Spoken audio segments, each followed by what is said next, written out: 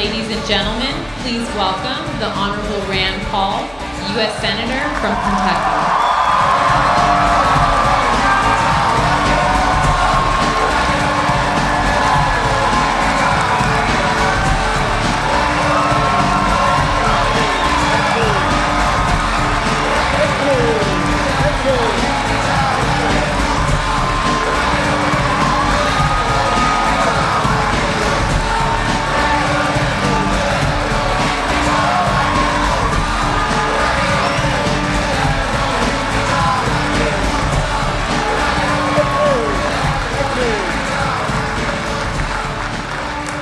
Thank you. What a great crowd. Great to be here.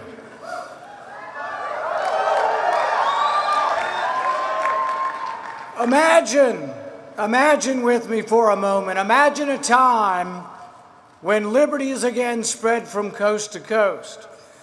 Imagine a time when our great country is again governed by the Constitution. Imagine a time when the White House is once again occupied by a friend of liberty.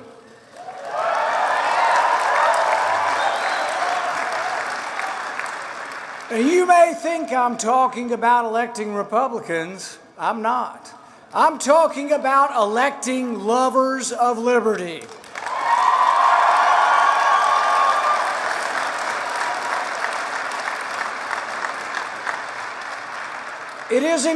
It isn't good enough to pick the lesser of two evils. We must elect men and women of principle and conviction and action who will lead us back to greatness.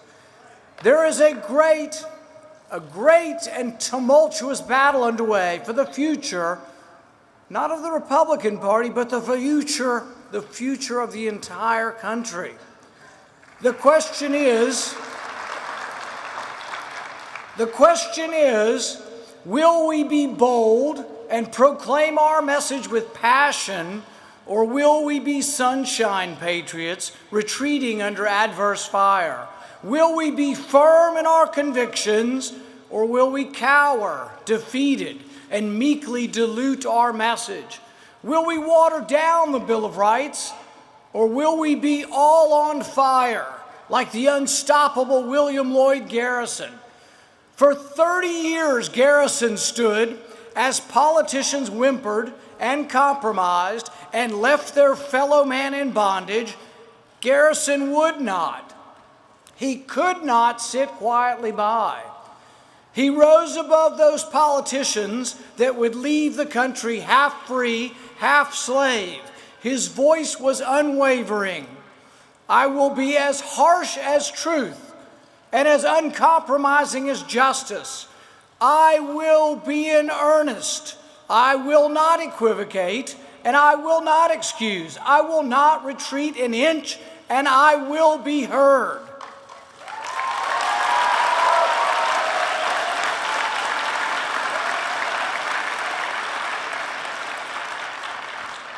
Will you, America's next generation of liberty lovers, will you stand and be heard?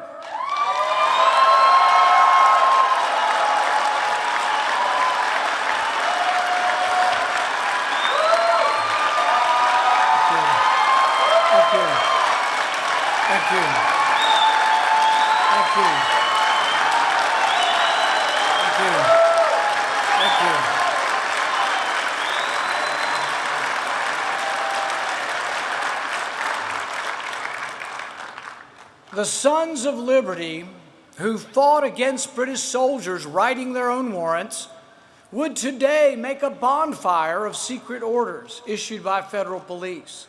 The Sons of Liberty risked everything to guarantee your right to a trial by jury. They would today call out to the president. They would say, "We will not be detained, spied upon, nor have our rights abridged. We will not submit, and we will not trade our liberty for security. Not now, not ever."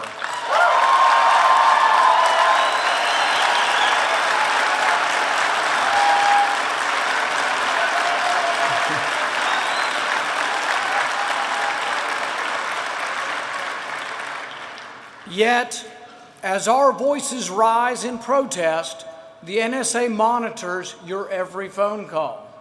If you have a cell phone, you are under surveillance. I believe what you do on your cell phone is none of their damn business.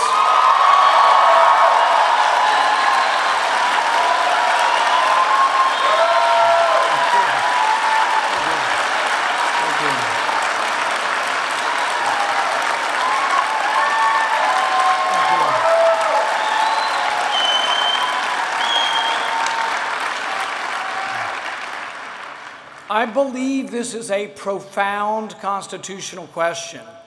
Can a single warrant be applied to millions of Americans' phone records, emails, credit cards? The government says, and I'm telling you the truth, this is what your government maintains. They say you don't own your records, that your visa statement does not belong to you. I disagree. The Fourth Amendment is very clear. Warrants should be issued by a judge. Warrants must be specific to the individual. A single warrant for millions of American phone records hardly sounds specific to the individual. Warrants are supposed to be based on evidence of probable cause that an individual has committed a crime. Generalized warrants that don't name an individual and seek the records of millions of individuals goes against the very fabric of the Fourth Amendment. John Adams wrote that James Otis's protest against generalized warrants was the spark that began the American Revolution. There's a great battle going on. Don't forget it. There is a great battle going on. It's for the heart and soul of America. The Fourth Amendment's equally as important as the Second Amendment, and conservatives cannot forget this.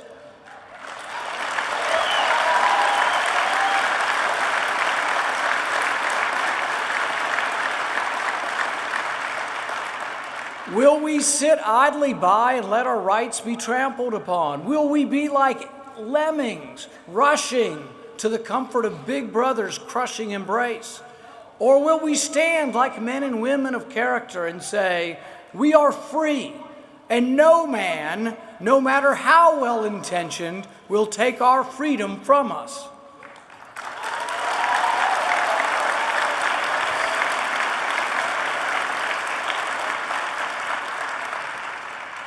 Daniel Webster anticipated our modern-day saviors who wish to save us from having too much freedom. He wrote, "Good intentions will always be pleaded for every assumption of authority. It's hardly too strong to say that the Constitution was made to guard the people against the dangers of good intentions." How will history remember Barack Obama? To those who had hoped that President Obama would somehow be a champion of civil liberties, Roger Waters might ask, did they get you to trade your heroes for ghosts? Did they get you to exchange a walk-on part? Did they get you to exchange a walk-on part in the war for a lead role in a cage? I don't question President Obama's motives, but history will record his timid defense of liberty.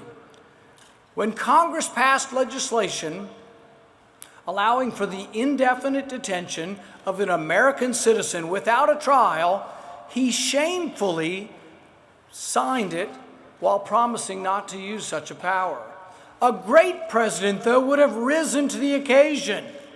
Instead of merely suggesting that he wouldn't use this dreaded power, a great president would have taken pen in hand and vetoed this abomination.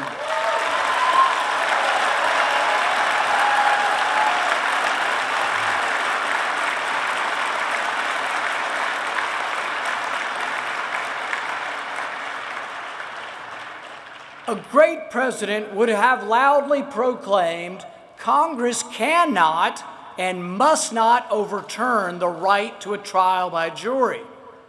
A great president would have protected us from the prying eyes of the NSA. A great president would have proclaimed, "I will not abide it. The Constitution will not abide it."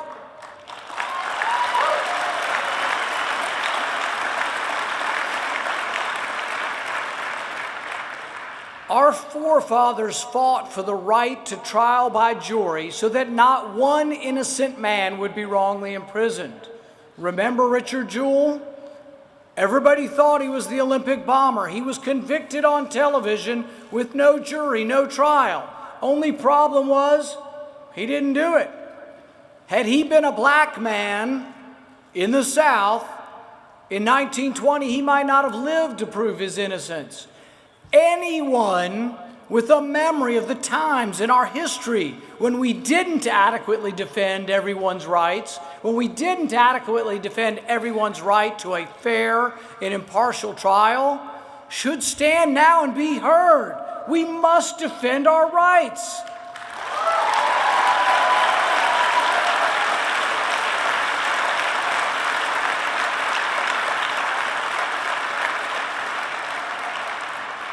Justice cannot occur without a trial.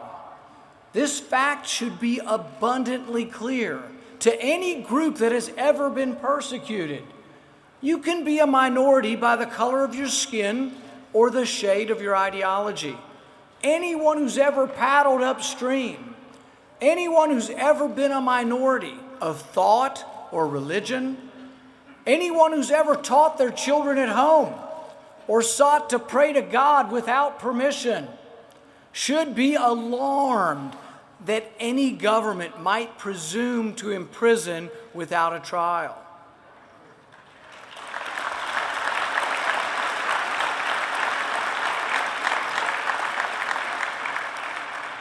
Whether you are black or brown or white, man or woman, you should fear a government that maintains the authority to imprison without trial, without a jury. Madison wrote that we would not need a constitution to protect us if government were comprised of angels. Guess what? Madison readily admitted we weren't likely to ever be guided and governed by angels. It isn't so much what President Obama has done, although he's done a lot, none, very little good. But it's not that what he's done with his usurpations of power as much as it is the precedent that it sets for lawlessness that may follow. If the executive branch can initiate war, if the executive branch can detain citizens without trial, if it can amend legislation, if it can declare to Congress that Congress is in recess, then government, unrestrained by law, becomes nothing short of tyranny.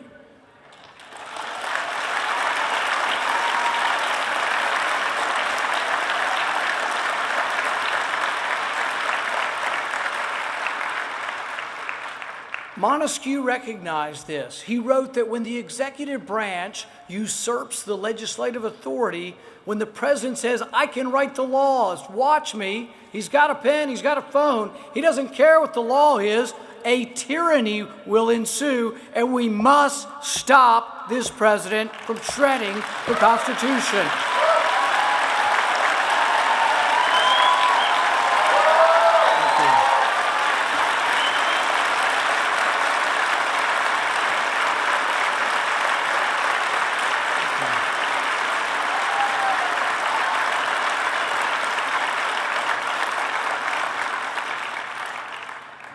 It isn't just the harm that this president is causing. It's the future harm that he allows by destroying the checks and balances that once restrained each of the branches of government. Progressives, by their own assertion, don't want to be bound by any original intent of the Constitution or its authors. They believe the Constitution is whatever the majority says it is. Progressives believe that a majority may separate you from your rights. Jim Crow, the Japanese internment, today's indefinite detention without trial only occur when we allow our God-given rights to be abridged by a majority vote. Our rights are inherent. They're inseparable from our person.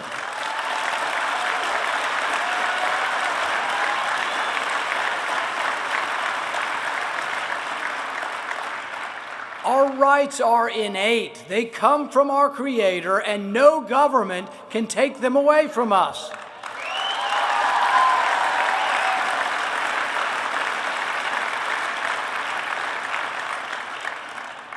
The Constitution merely codifies what exists before all time. Mr. President, we won't let you. We will not let you run roughshod over our rights. We will challenge you in the courts. We will battle you at the ballot box. Mr. President, we will not let you shred our Constitution.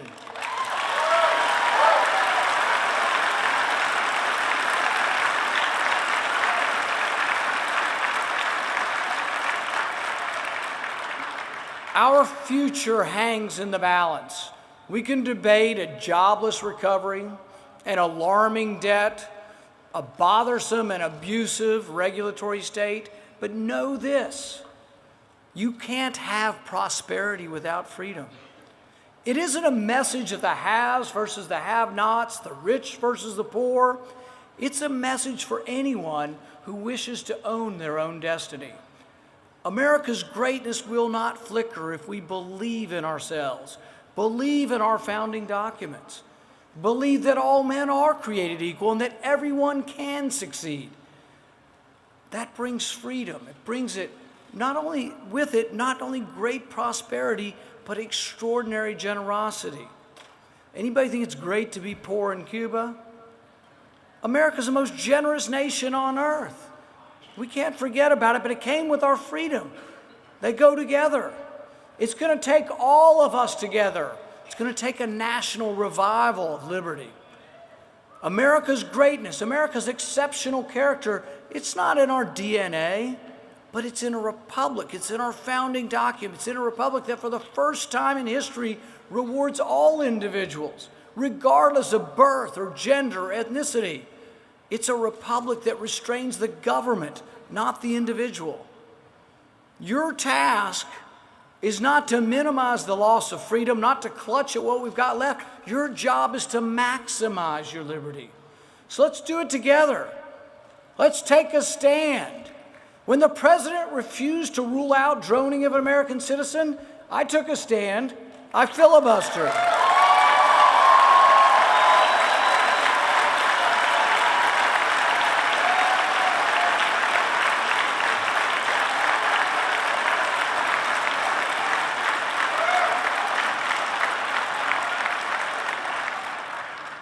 Some things are worth fighting for. When I discovered that the NSA spied on and was collecting every American citizen's records, I took a stand. I sued the president.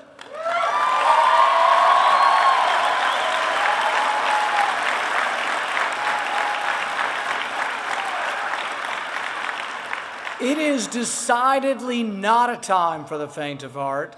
It's a time for boldness and action. The time is now. Stand with me. Let us stand together for liberty. Thank you, and God bless America.